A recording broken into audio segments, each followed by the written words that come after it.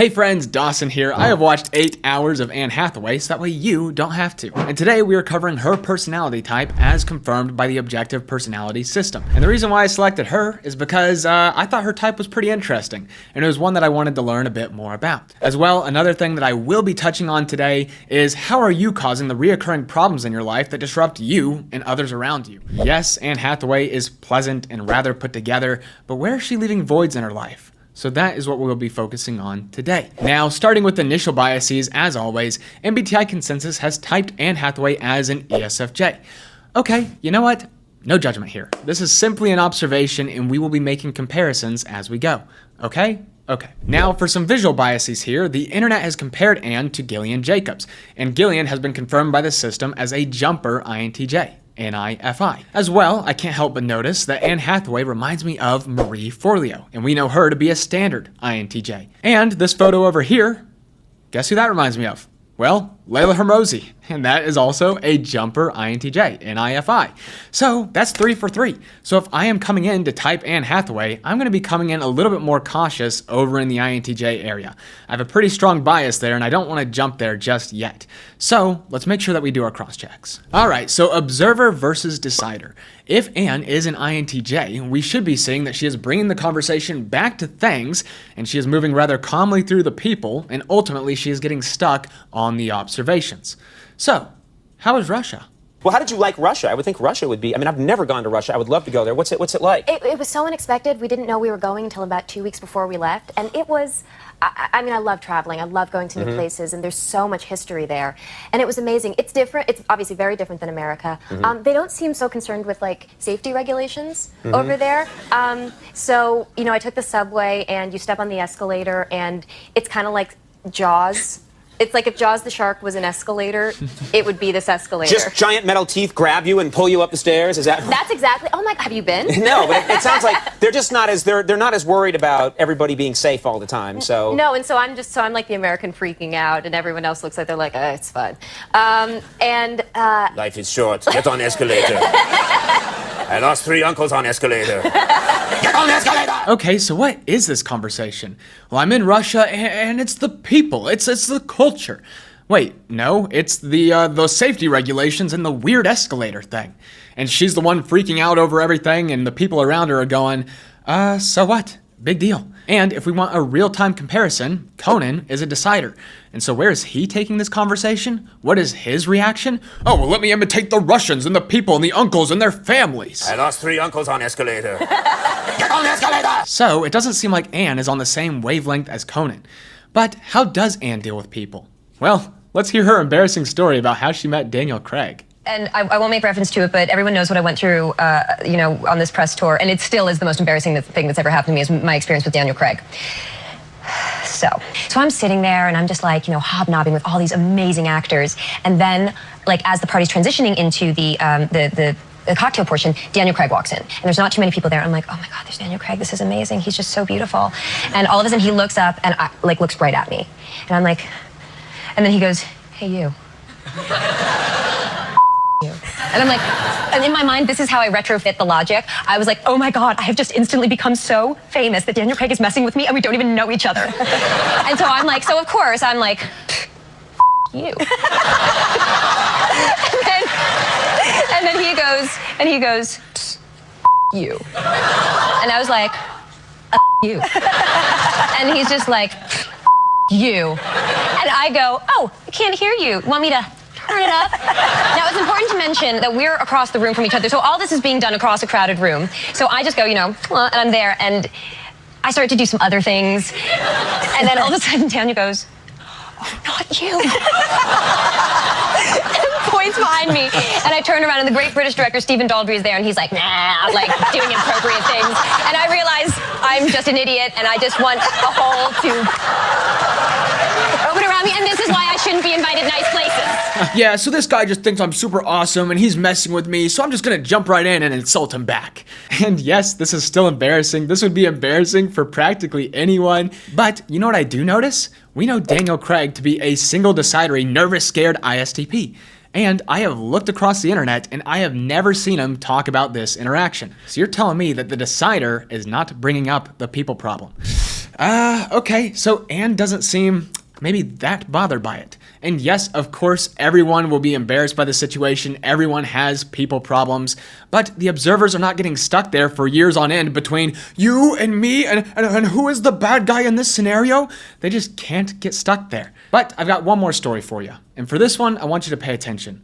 What is the void that Anne is leaving? What was the McConaughey story? Do you have a go-to story for him? Well, the story was that he and his beautiful wife, Camilla, who's, by the way, a bombshell inside and out, had invited us to a party, and we got the date wrong. And so I showed up the day later, which is the day after the party. Part of the story I didn't tell at the Cinematheque Awards was it was the second time I'd gotten the date wrong.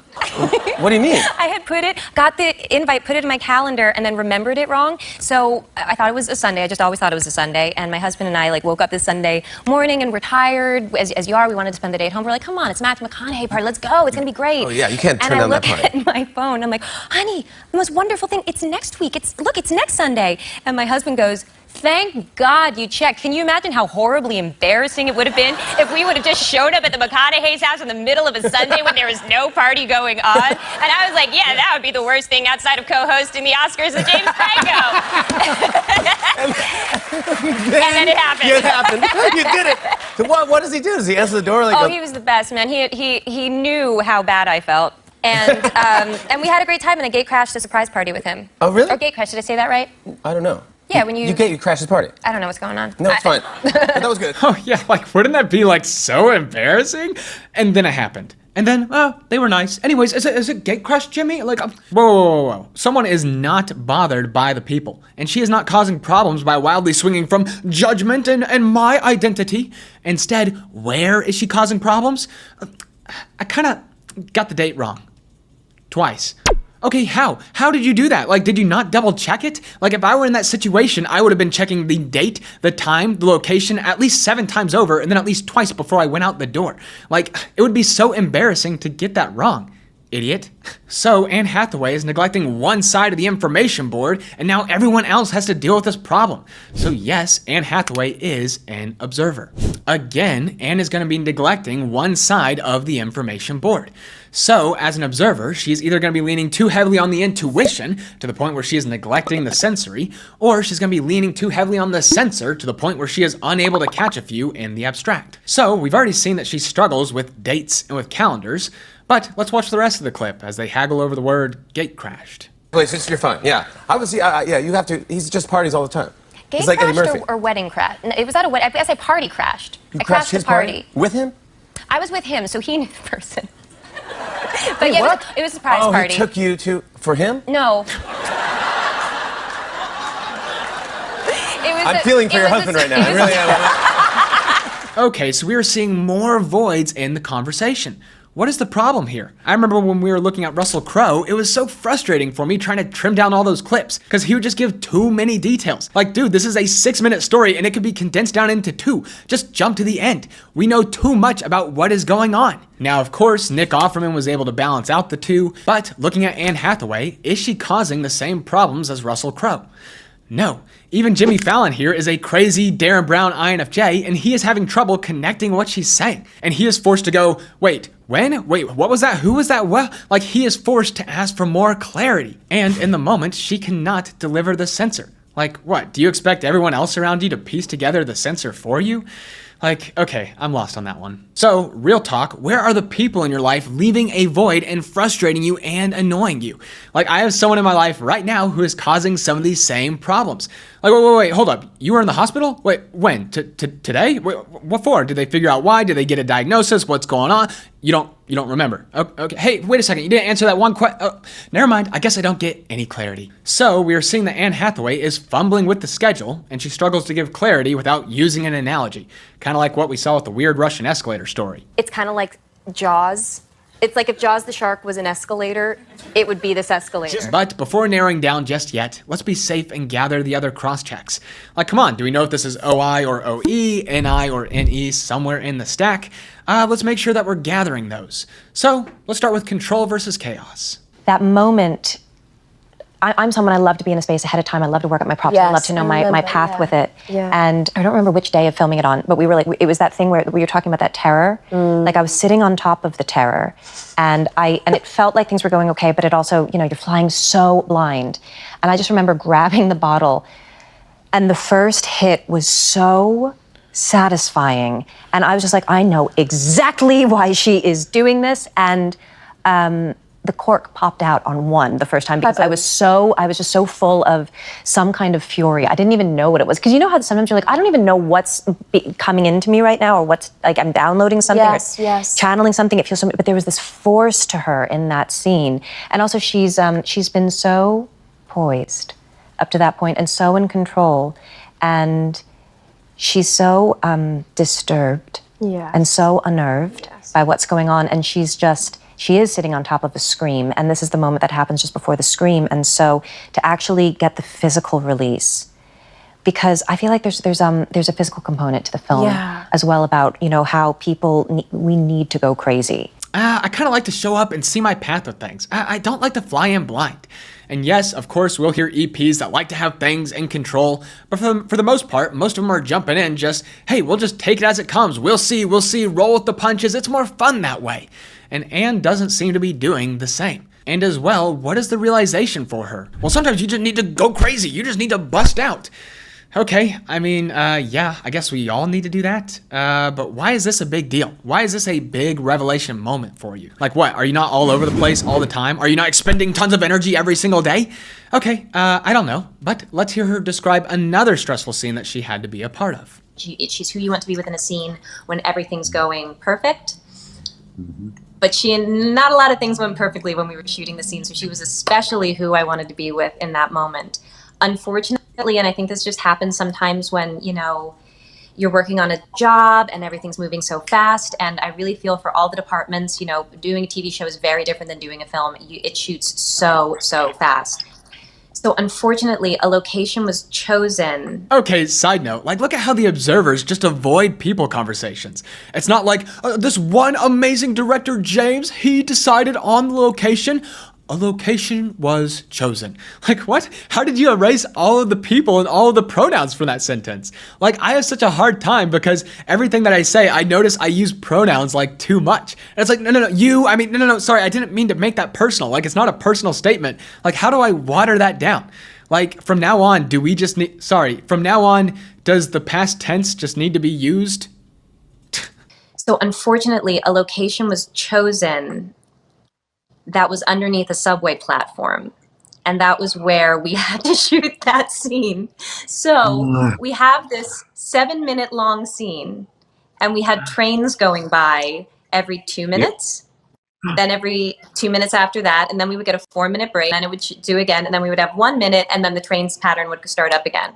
So when we were shooting that scene, we would have to, we couldn't stop. So we would be doing the scene and she would say something and I would be getting ready to say my line and a train would go. And we all just agreed on set that the way we were going to do it was we weren't going to yell cut. I was going to hold it until the train passed. And then sound was going to say we're good. And then I was going to say my line. And then Quincy was going to say hers until the next train went by.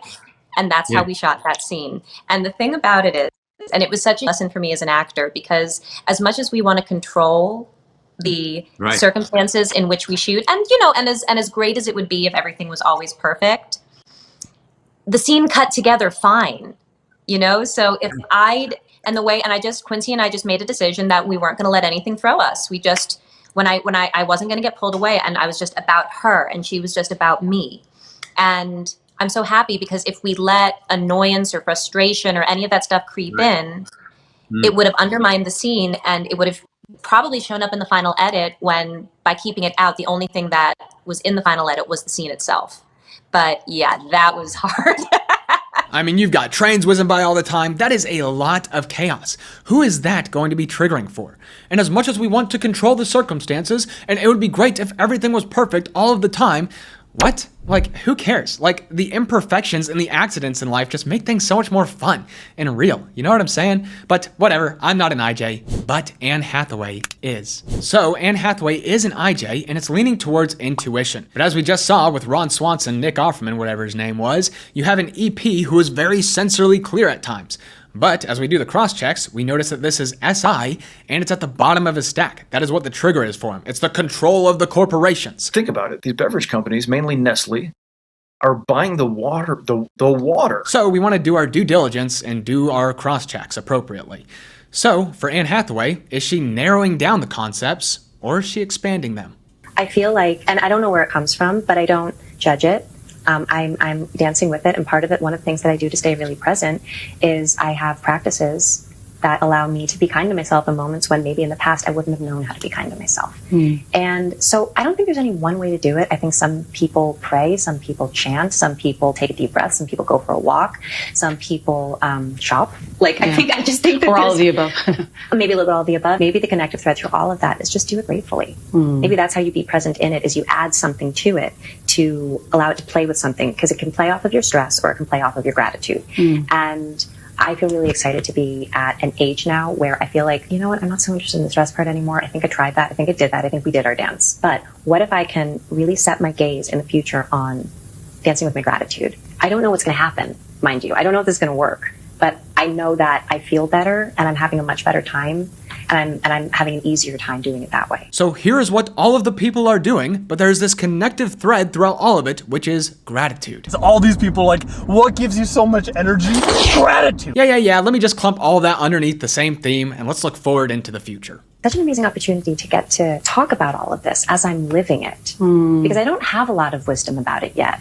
I have 40 years of being alive, and you know, hopefully I'll have way more than that.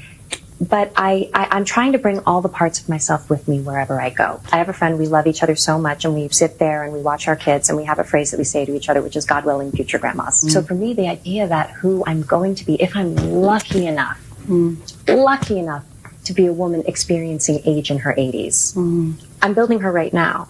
And I get really excited about that. And that it doesn't mean you ever land anywhere. It just means you're always developing. So nothing entirely definite, but it seems like Anne has a strong future focus, and she seems to be seeing time more linearly. Like, here's where I'm going to be when I'm 80. This is the person I'm shaping myself for. And as well, we are getting the cross-checks of the fear of sensor chaos, as we saw with the crazy trains going back and forth and the weird escalator thing. And of course, she is also struggling with the sensor in general, as we saw with the dates and the calendars. So all of those cross-checks point us toward her being lead and I. So Anne is looking to be either an INFJ or an INTJ. Now, looking at the decider axis, I've got a lot of cross-checks to throw at you. So just grabbing a soundbite, this is kind of the stuff that I'm hearing her say over and over again.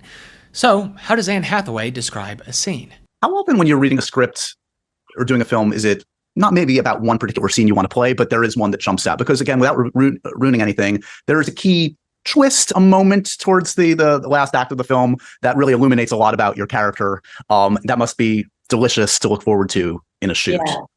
Well, I'm going to use a nerd word.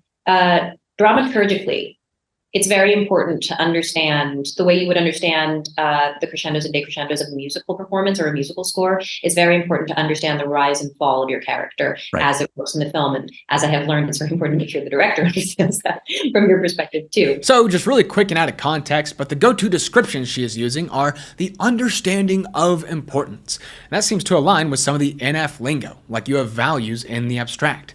So Anne might have some strong NF somewhere in her stack. So now you've entered your 40s. What would you say about it so far? I'm cherishing. You know, I'm cherishing. I'm right at that point where I do know I have a much better sense of how I like to do things, and a much, much deeper respect that there's more than one way to do things. So I really respect how other people want to do things. And I also am really excited about pursuing my own take on things. I'm so much better at sharing. I feel like I'm kinder to myself. I feel like I'm kinder to others. And I don't know, I have a better sense of how I like to do things, and I'm learning to respect how others do things, and I'm learning more about myself.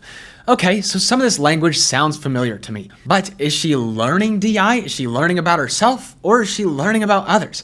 I can't really say. I can't really stake a claim on this clip. And of course, Anne is going to have DI and DE in the middle of her stack. So that's been a really hard one to prove, and it's not one that I can confidently prove throughout these videos either. So I'm kind of at a loss. So what if there's another way to tackle this? Well, let me go back to feeling versus thinking and see what I can find. I really wanted to, because what you were saying about villainy, and I think it's the same thing about stigma. And I think that, I don't want to go into the reasons why storytelling has been the way that it has been, but I feel like that it has been very based in the concept of good and bad, right, wrong, black and white, holy and evil. And I'm sure those stories absolutely served a purpose for a time, but it feels like we're moving out of that time and into a gray. I don't want to go into the reasons why. Anyways, here's a bunch of values in NI binary categories. Good and bad, right and wrong, black and white, whatever. You know what I'm saying? So it seems like Anne is avoiding the reasons, but is she really leaning on values and emotions? Was I scared? Yeah. To be perfectly honest, I was angry.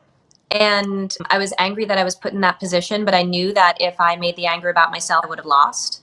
And so I just allowed my anger to not be anything except for energy. So I felt, and I decided to use my anger as fuel to focus more precisely on what it is that I needed to do. But I was very calm, you know, because but I also felt like, because if I gave into it on any level, if one cell of me gave into it, I was going to betray the scene and center myself in a moment when, on so many levels, that would have been inappropriate. So, but I'm always scared. I feel this emotion, and I am not ashamed or embarrassed or trying to hide it. I am energized by it and using it as fuel. Okay, that is what I am talking about. I have had many people call me out in my life over my unhealthy obsession with negative emotions. But to tell you the truth, my favorite feeling in the entire world is when I am sick or crying in bed and I am curled up into a ball. And the more that I cry, the more that it fuels me and the stronger I become. If I harness the pain, if I push through the pain now, then I can wield it and nothing will stand in my way. Okay, so to be completely transparent with you, these last couple of weeks have been some of the most emotionally painful for me in years. I mean, it has been so long, I can't even imagine. Like, I have been crying to the point where I can barely even breathe. I have cried every single day this week, including this morning. But you know what? I had things to do. I had errands to run. I had work. I had videos to record. So you know what? I'm going to have to rein it in, and I'm going to have to use the pain as fuel. Unfortunately, resilience matters in success. I don't know how to teach it to you except for I hope suffering happens to you. And to this day, I use the phrase pain and suffering inside our company with great glee. And the reason, and I mean that, you know, boy, this is going to cause a lot of pain and suffering. And I mean that in a happy way. Because you want to train, you want to refine the character of your company. You want greatness out of them. And greatness is not intelligence, as you know. Greatness comes from character, and character isn't formed out of smart people. It's formed out of people who suffered. But, you know, for all of you Stanford students, I wish upon you, you know, ample doses of pain and suffering. Whoa, okay, so back to reality. I really liked what Anne said. Is this home turf? Is this masculine FI? This is your second movie with Matthew McConaughey, who plays your ex and your target. And what's your dynamic with him now? Heartbreak. He's my heartbreak in this one. He is. You know, Karen didn't want their relationship to end, but it couldn't continue. You know, he went to war and he never came home, and that's a really common story, and which meant that our son, he never got his father back. And so much of this film for me has to do with the legacy of war. And I don't know that that's going to be everybody's take on it, but just for me, because I've had friends that have served,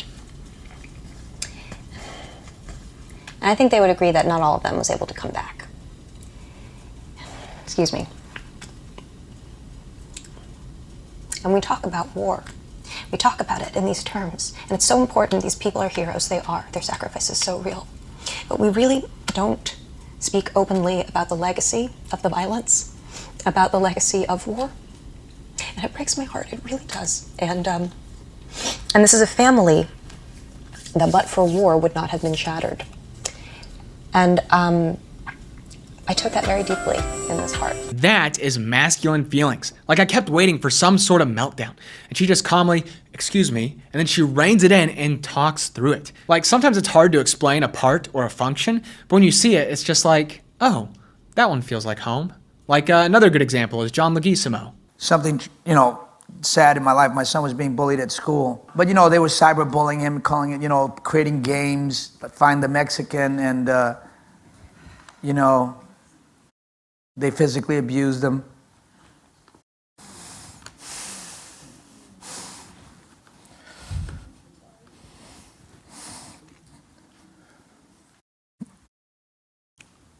I'm cool. Pause. I'm cool. So, while I can't really prove DI or DE for Anne, what we are seeing is that this is feeling overthinking, this is masculine feelings, and this is feminine DE. The tribe is non-threatening. And I was there, I think, during finals week in Moscow. Either that or just there's a bunch of drunk college students in Moscow. Right. But I was waiting to do this one shot, and this girl comes up to me, and she's got like a Russian girl? A Russian girl comes up to me. She's got a bottle in one hand. She pushes me and says something, no clue what. And you know me, I'm just like, oh gosh, no, I'm Americana. You know, like I don't even know what I'm doing. Did she think that you were? She thought I either stole her boyfriend or she just did not like the look of me. Right. And so all of a sudden, these two security guards from our movie just come out of nowhere, pick her up by the arms, and she was gone. Never heard from again, eh? And I was advised not to ask any questions. I'm glad you're here, and I'm really glad that you're okay. Is this true? Did we almost lose Anne Hathaway? Did you almost drown or something? Well, it depends on who you ask. Okay. If you ask anybody who was there, they'd say no, but if you ask like the media, they'd be like, yes, she did. She did. Oh my She almost God, the drowned. oxygen tanks had to be brought out. And I love that the media the media sings. has that voice in my Yeah, head, they really by the way. sing. Even the aggressive tribe is all cutesy. And in the media, well, it's not some hostile mob like how Kristen Stewart would view it. And of course, Kristen Stack leans heavily onto one side. She's a decider with masculine DE at the top. So it's just judgment on top of the tribe is threatening. But Anne Hathaway? Well, the tribe, the media just kind of sing songs in my head. Non-issue. Like, it's just not scary whatsoever. Like, what? So this is savior feeling. It's masculine, and the tribe isn't. Which means the identity is masculine, which means the identity is FI. Anyways, that's a lot of complex math to get you to Anne Hathaway is savior, masculine, FI. Alright, so I always save the animals for the end. One, because they're kind of hard to catch, and two, I don't want to fall into stereotypes, so I try to do the other cross-checks first.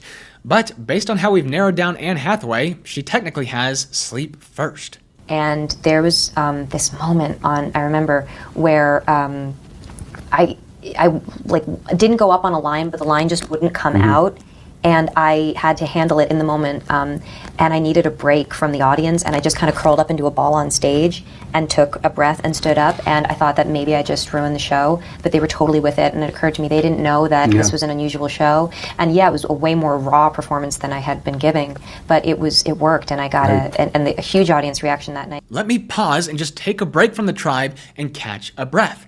This reminds me of when we were typing Sandra Oh. Like, I had never heard of anyone doing this before, but she was feeling overwhelmed in an audition, so she just lied down on the floor to emotionally prepare. I would practice sitting down and I would put an entire scarf over my whole head and I would never talk to anybody. Like, okay, like, yeah, just take a break from the tribe when they need you the most. Like, that's not going to cause any problems whatsoever. And it's not like me running around annoying the tribe all day is going to be causing any problems for them either. Anyways, what about blast versus consume? Has everybody here made it through 2023? Yeah. Did everybody make it through 2022 before that, 2021 before that, and 2020 before that? Yeah. We're going to primal screen. Let's go. Come on. We're all gonna do it. We're all going to do it. Stand up. Oh, get up. Here we go. Stand up. Hi. I'm Taking Annie. control of the show. I love it. To scream All right. with you today. So excited to scream with you. so- Is it okay that I took control of I the love that you took control of my show. Yeah. I'll spare you from the primal scream, but she's just like, yeah, I'll control the tribe, no biggie. And Jimmy's like, well, hold up, but that's my judge. Never mind, I love it. I was wondering, do you have any advice for acting students or future actors who would like to, make it or get out there? It's the advice that I would give myself, looking back, which is listen better. And I'm not, like I said, this is not directed towards anyone. This is purely towards what I would say to myself. It's a hard thing to grow up, and it's a hard thing to find your voice as an artist. And there's this mixture of what's the moment when I stop just saying the things that other people have said with great confidence, do I start thinking for myself? And I think there's a give and a take between the moments in your life where you feel comfortable putting things out there and the moments when you need to pull back and cocoon yourself and and ground yourself creatively. So I'd just say, learn to listen. It's the thing that's going to serve you the best, and I think learning to listen is going to help you find your true authentic voice, which is really what's going to help you as an actor. The other thing is round yourself out. Don't just act. Don't just make acting your only thing. Find other things to love too, because it will make you a more dynamic actor, and it's weird, it will come in handy one day. And then you learn to listen and you learn to gather other things for yourself rather than just sticking in one spot. So for Anne Hathaway, she is going to be sleep over play, blast over consume, and honestly, that is as far as I can narrow her down. So Anne Hathaway is an INTJ jumper, sleep, blast, consume, play last, and she presents pretty outgoing and social. Is she really an introvert? Is she really play last? Like, again, you have another play last that is getting a passing grade with the tribe dance.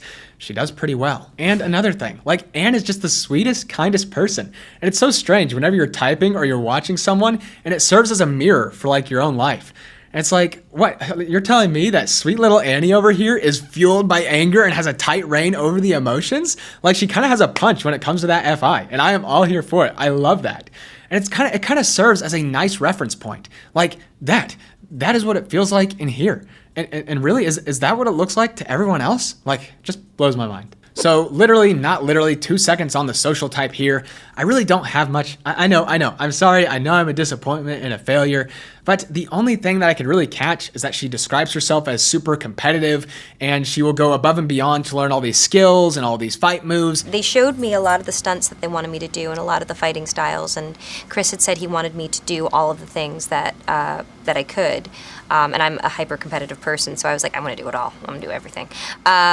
So it was about getting myself in good enough shape that I could do all my own fighting, which I was pleased by the end I had. So is this flex? Is this generalize? I'm not really sure. Because at the same time, I literally just heard Jenny Slate, who is a number 4, describe herself as super competitive. And you have Keanu Reeves, who is a nice, friendly number 4, and he is learning all the skills and all the fight moves to better perfect his craft. Same thing with Tom Cruise, who looks like a generalist, but he is learning all these skills hyper-specifically for his craft. So for Anne, I don't know. I gotta tap out. But I would like to hear your opinion. Share with me what you think her type is, and make sure to back it up. Well, that is Miss Anne Hathaway. I hope that you enjoyed seeing what one of these weird IJs looks like. Like, I had no clue who she was, but after watching her, I just love her so much. She's just so pleasant. Anyways, I hope that you enjoyed. Also, let me know who you'd like to see next, and I'll catch you later. If you don't love yourself, when someone else says horrible things to you, a part of you is always going to believe them. Yep. So then it was like, okay, I don't want to believe these people. I don't want to agree with them on any level. I want to learn who I am, and I don't want to feel like I'm fragile every time I leave the house because I'm so dependent on what other people think about me. So I just took a step back, and as Matthew would say, Matthew McConaughey, my co-star and intro would say, I just kept living. And it's been a really cool journey. And I feel like I've arrived in a place where, maybe not every minute of every day, but way more than I used to. I have a tremendous amount of love and compassion for everyone else. And best of all, I have it for myself, which I never enjoyed before.